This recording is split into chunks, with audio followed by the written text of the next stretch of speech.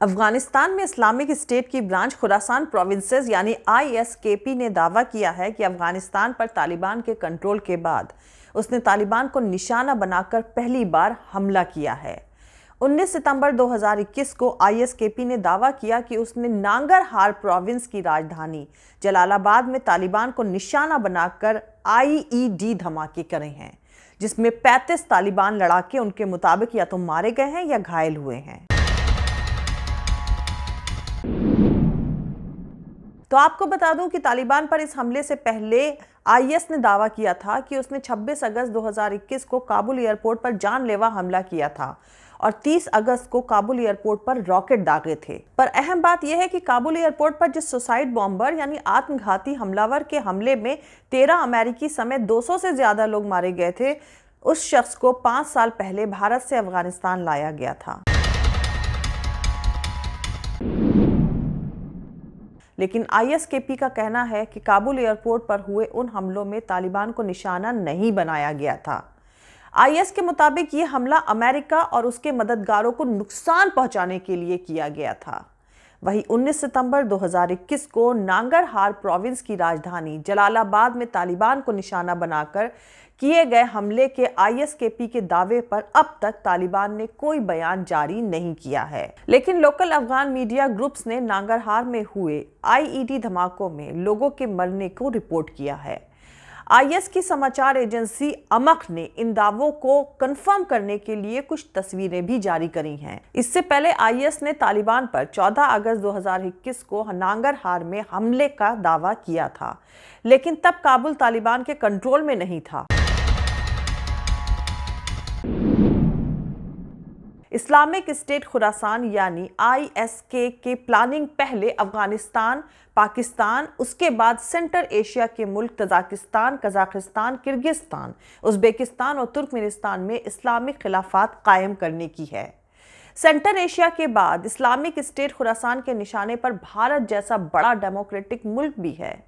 ऐसा कई Indian news website पर लिखा पढ़ा और कहा जा रहा है, और इसके साथ ही बाकायदा बताया और पब्लिश भी किया गया है कि अफगानिस्तान के काबुल में जिस सुसाइड बॉम्बर यानी आत्मघाती हमलावर के हमले में तकरीबन 13 अमेरिकी समेत 200 से ज्यादा लोग मारे गए थे, उससे 5 साल पहले भारत से लाया गया था। और जिस शख्स ने इस हमले को अंजाम दिया है, बताया जा रहा है कि उसको भारत से एक्स्ट्राडिटेड यानी प्रत्यार्पित किया गया था। इस्लामिक स्टेट से जुड़ी एक मैगजीन ने ये सारे दावे किए हैं। हालांकि इस रिपोर्ट को अभी तक भारत में मोदी सरकार के किसी ऑफिसर ने वेरीफाई या कंफर्म नहीं किया है। जैसा कि आप लोग को पता ही है कि तालिबान के कब्जे के बाद अफगानिस्तान से अमेरिकी फौजों की वापसी और दूसरे फॉरेनर्स को अफगानिस्तान से बाहर निकाले जाने के बीच ही 26 अगस्त 2021 को काबुल हवाई अड्डे के बाहर बम धमाके हुए थे। उसमें 200 से ज्यादा लोगों के मारे जाने की खबर आई थी। ISIS यानी इस्लामिक स्टेट से जुड़े ISISK ने इस हमले की जिम्मेदारी ली थी और कहा था कि उसके एक सुसाइड बॉम्बर ने अमेरिकी फौज के ट्रांसलेटर्स और दूसरे मददगारों को निशाना बनाया था। अमेरिकी फौजें वापसी की तय तारीख से एक दिन पहले ही अफगानिस्तान से वापस चली गई थी। तब हजारों की तादाद में काबुल एयरपोर्ट पर लोगों की भीड़ जमा थी, जो अफगानिस्तान से किसी तरह से भी बाहर जाना चाहती थी। इसी बीच ये धमाके हो गए थे। करीब एक महीना पहले काबुल एयरपोर्ट पर हुए इस हमले को लेकर इस्लामिक स्टेट की सपोर्टर मैगजीन सावत अल हिंद यानी वॉइस ऑफ इंडिया ने एक रिपोर्ट जारी करी है और इस रिपोर्ट में हमलावर की पहचान अब्दुल रहमान अल लोगरी के तौर पर करी गई है। मैगजीन ने कहा है कि अब्दुल रहमान अल लोगरी ही वो शख्स था जिसने काबुल एयरपोर्ट पर हमला किया था, जिसमें तकरीबन 13 अमेरिकी सैनिकों समेत 250 लोग मारे गए थे। द इंडियन एक्सप्रेस रिपोर्ट के मुताबिक मैगजीन सावत अल हिंद यानी वॉइस ऑफ इंडिया ने लिखा है कि भाई को 5 साल पहले भारत में गिरफ्तार किया गया था, जब वो कश्मीर का बदला लेने के लिए गाय की पूजा करने वाले हिंदुओं पर एक इस्तिशादी यानी शहादत वाले ऑपरेशन को अंजाम देने के लिए दिल्ली गया था।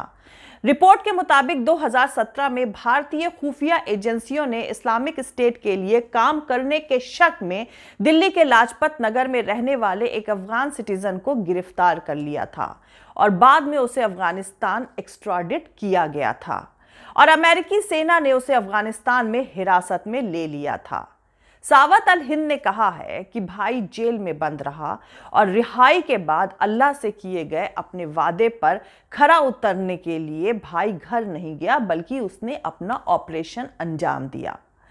द इंडियन एक्सप्रेस ने अपने सोर्सेस के हवाले से खबर दी है कि इस्लामिक स्टेट से जुड़ी मैगजीन की इस रिपोर्ट की भारत की एजेंसियों की तरफ से ना तो कोई कंफर्मेशन दी गई है और ना ही इसको खारिज किया गया है।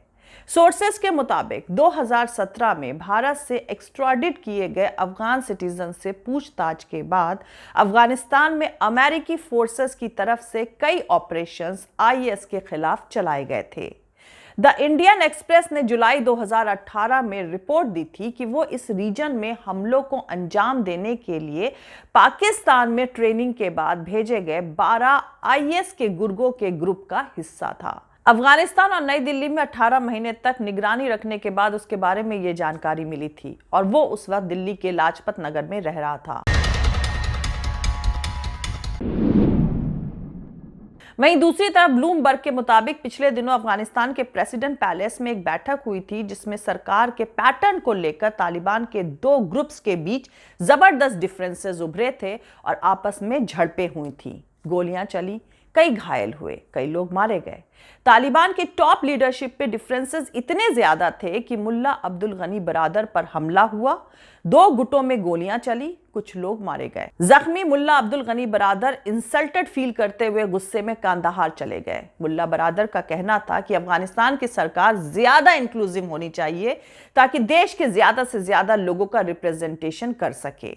उनका तर्क था कि ऐसा होने से इस मुल्क के लोग इसे कबूल कर लेंगे और इंटरनेशनल लेवल पर भी इसे मंजूरी मिलने में सहूलियत होगी। इस पर नजर रखने वाले जानकारों का मानना है कि पाकिस्तान की खुफिया एजेंसी आईएसआई का तैयार किया हुआ हक्कानी नेटवर्क इसके खिलाफ था। उसके रिप्रेजेंटेटिव खलीलुर रहमान हक्कानी इसका विरोध कर रहे थे, अपने लोगों को फिट करने की जुगाड़ में थे। ब्लूमबर्ग का कहना है कि जब इस मुद्दे पर बहस बहुत गर्म हो गई तो खलील हक्कानी एकाएक अपनी कुर्सी से उठे और मुल्ला अब्दुल गनी बरादर पर घूंसे बरसाने लगे। इसे देखकर मुल्ला अब्दुल गनी बरादर के सिक्योरिटी गार्ड्स आगे आए, रोकने की कोशिश करी और गोलियां चला दी। इसके जवाब में खलील हक्कानी के सिक्योरिटी गार्ड्स ने भी गोलियां चलाईं। दोनों गुटों की इस गोलाबारी में कई लोग मारे गए और जख्मी हो गए। इसके बाद मुल्ला अब्दुल गनी बरादर काबुल छोड़कर कांदाहार चले गए।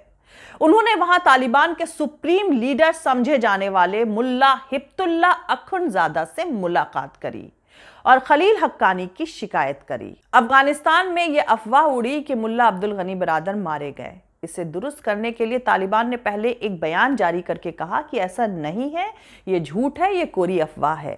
बाद में एक वीडियो भी जारी किया गया जिसमें मुल्ला अब्दुल गनी बरादर ये कहते हुए देखे जा सकते हैं कि वो बिल्कुल ठीक ठाक हैं। दरअसल तालिबान में 2 ग्रुप्स बिल्कुल आमने सामने हैं। एक ग्रुप तालिबान हेडक्वार्टर दोहा का है जिसमें तालिबान की स्टैब्लिश होने के वक्त से जुड़े हुए पुराने लोग शामिल हैं। इसकी अगुवाई मुल्ला अब्दुल गनी बरादर कर रहे हैं। बरादर सियासी विंग के चीफ हैं और उन्होंने ही अमेरिका और दूसरे लोगों से बातचीत करी थी। अमेरिका से करार उनकी अगुवाई में ही हुआ था। और दूसरा धड़ा हक्कानी नेटवर्क का है जिसके नेता सिराजुद्दीन हक्कानी हैं। उनके साथ वो लोग हैं जिन्हें आईएसआई का सपोर्ट हासिल है। इस ग्रुप के चीफ अनस हक्कानी और खलील हक्कानी हैं। अनस और सिराजुद्दीन अफगानिस्तान के जाने माने मुजाहिदीन नेता जलालुद्दीन हक्कानी के बेटे हैं। खलील उनके भाई यानी सिराजुद्दीन के चाचा हैं। बहरहाल तमाम सियासी उथल पुथल वाले तमाशे के बाद भी जानकारों का मानना है कि ये लड़ाई अभी थमी नहीं है और अभी और झगड़े होने बाकी हैं। साथ ही आईएसकेपी का अफगानिस्तान पर तालिबान के कंट्रोल के बाद तालिबान को निशाना बनाकर पहली बार हमला करने का दावा बताता है कि अफगानिस्तान की सियासी बिसात पर कई दांव खेले जाने अभी बाकी हैं। जय हिंद, सत्यमेव जयते, अल्लाह हाफिज। दोस्तों, हमारा पूरा वीडियो, दूसरे और वीडियोस देखने के लिए हमारा YouTube channel political Tamasha with doctor Arshi को सब्सक्राइब करके वहां पे लगी बेल आइकॉन को जरूर दबा दें ताकि आपको हमारे आने वाले हर वीडियो की अपडेट्स मिलती रहे। और दोस्तों, अगर आपको हमारा काम पसंद आता है, हमारे वीडियोस पसंद आते हैं तो www.patreon.com/Dr अर्शी खान पर जाकर डोनेट करके आप हमारे काम को सपोर्ट कर सकते हैं। दोस्तों, अगर आपको हमारा वीडियो पसंद आता है तो लाइक और शेयर करना हरगिज नहीं भूलें। आप हमें फॉलो भी कर सकते हैं हमारे ट्विटर, इंस्टाग्राम और फेसबुक पेज पर। मेरा ट्विटर हैंडल है @arshi_aziz khan। थैंक यू, मिलते हैं अगले वीडियो में।